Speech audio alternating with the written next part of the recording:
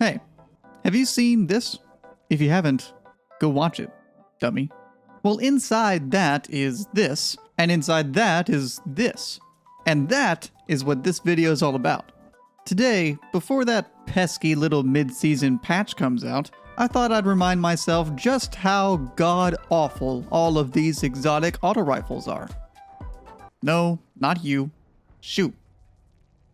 Now, if you didn't know, there's currently 7 exotic auto rifles in the game right now. Those being Cerberus +1, Monte Carlo, Suros Regime, Sweet Business, Tommy's Matchbook, Hardlight, and of course, Quicksilver Storm. To do this rigorous testing, we're going to go into the Chamber of Starlight Legend Lost Sector and test all these guns on 3 different criteria: total completion time, number of deaths, and the average time to kill for champions. Of course, all damage coming from the auto rifles themselves and no other source. Stay tuned for the winner of each category and my top 3 picks for exotic auto rifles going into Season 21. Number 1 will surprise you. And to make this remotely possible, I've put together a Warlock Stasis build that I like to call Make Everything Stand Still so you can get this video done. Stay tuned to the end of the video for a breakdown on that build. Without further ado, let's dive into weapon number 1 with a 1 in its name, Cerberus +1. A quick rundown on Cerberus +1. Its intrinsic trait is called Four-Headed Dog, which says shoots erratic bullets from all gun barrels at the same time. This is especially helpful never, effectively making this gun only good at the shortest range possible. That being said, here's how damage testing went.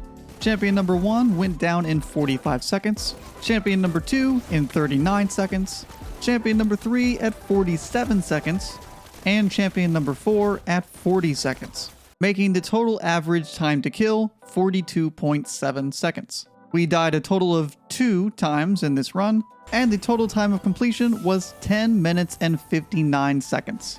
Awful gun, awful stats, no surprise there. Now let's move on to the Monte Carlo. Monte Carlo's intrinsic trait is Monte Carlo Method. Dealing damage with this weapon reduces your melee cooldown and grants a chance to fully recharge your melee ability with each kill. Now let's see how it did. Champion number 1 died in 53 seconds, champion number 2 in 43 seconds, champion number 3 in 61 seconds, and champion number 4 in 32 seconds. Even with the outlier time, that brings the total average time to kill to 47.2 seconds. We had only 1 death on this run, and the total time of completion was 9 minutes and 32 seconds. Not a terrible gun by any means, but the time to kill is a little higher, probably due to its low mag size. But let's move on to Hardlight.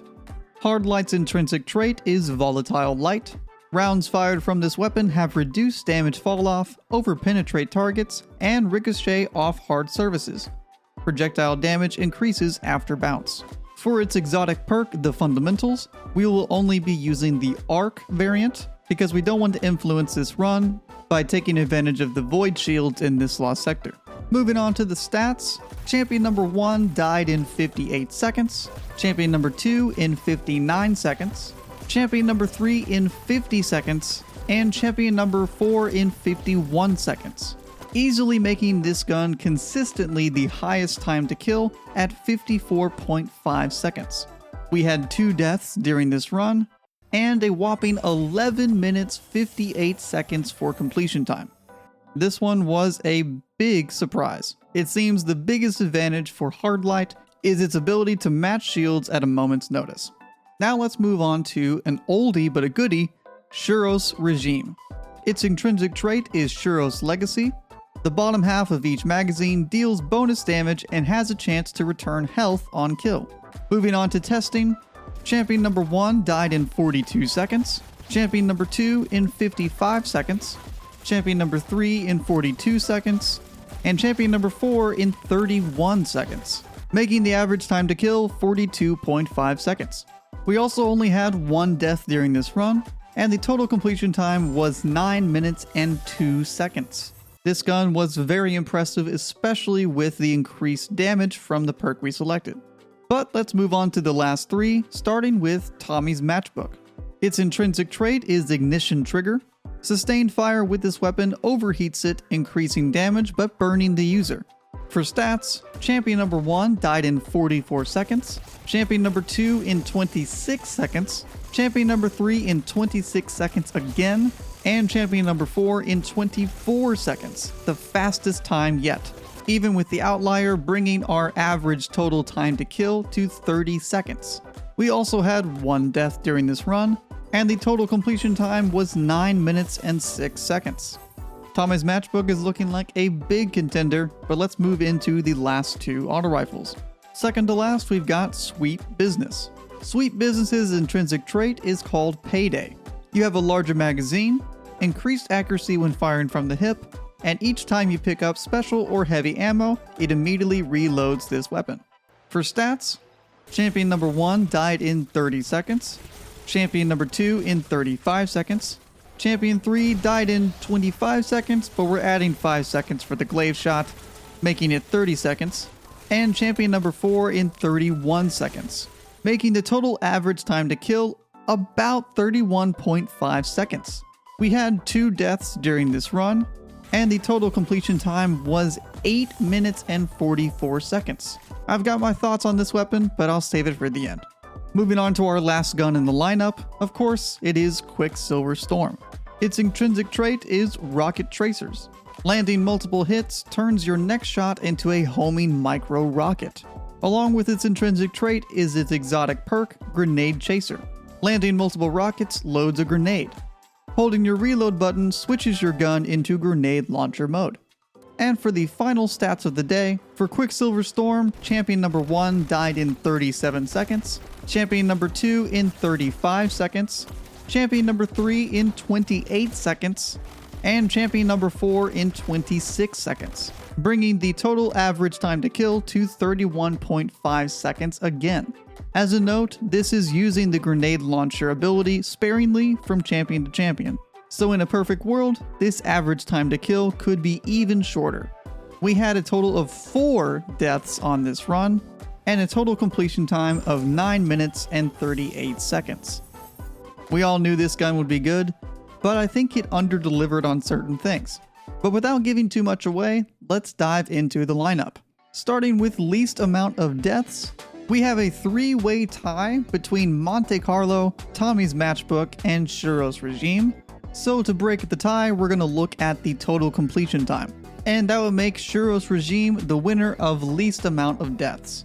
For total completion time, Sweet Business knocks it out of the park at 8 minutes and 44 seconds, almost 20 seconds faster than the runner-up. And for champion time to kill, our winner is Tommy's Matchbook at 30 seconds, with an individual kill being 24 seconds, the fastest of any auto rifle. Those are your winners. But you may say, Seated, you talked about a top 3. These are your top 3. 3 categories, 3 guns, there you go. Well, not necessarily. My top 3 are actually not the 3 guns that won the 3 categories. My top 3 guns going into Season 21 are Monte Carlo, Tommy's Matchbook, and Quicksilver Storm. For Monte Carlo, the exotic perks are just too useful with all subclass builds. The time to kill could be shorter, but I believe that'll be fixed with the 25% buff. And because of that buff, you're going to be moving through objectives even faster than the total time completed. For Tommy's Matchbook, this gun surprised me. For one, the total time to kill is the fastest of all the auto rifles. It also competes for the fastest time among every gun, and unlike a gun like Touch of Malice, Tommy's Matchbook's inflicted damage stops after your shield gets depleted. That makes this gun super useful for any solar builds, as well as pumping out an enormous amount of damage with little cost to you. And of course, Quicksilver Storm. To be honest, I'd probably put something like Suros Regime or Sweet Business in this slot, but with Quicksilver's Catalyst making it a strand weapon, it kinda makes this gun too good not to use going into Season 21. The micro rockets help you pump out more damage than usual, and the grenade launcher mode does a ton of damage to big beefy enemies. Well, those are my picks for exotic auto rifles going into mid-season patch and beyond. And oh no, I didn't forget. Here's that Stasis build for anybody who wanted it. This video is way too long anyway, so just pause the video if you wanted to look at all the details. As always, let me know what you think in the comments. Are my auto rifle picks trash? Are they fantastic? Have you secretly been maining Cerberus +1 for the past 3 years? If so, just let us know. The first step is realizing you have a problem. Like and sub if you want to see more, and stay safe out there, Guardians. I'll see you next time.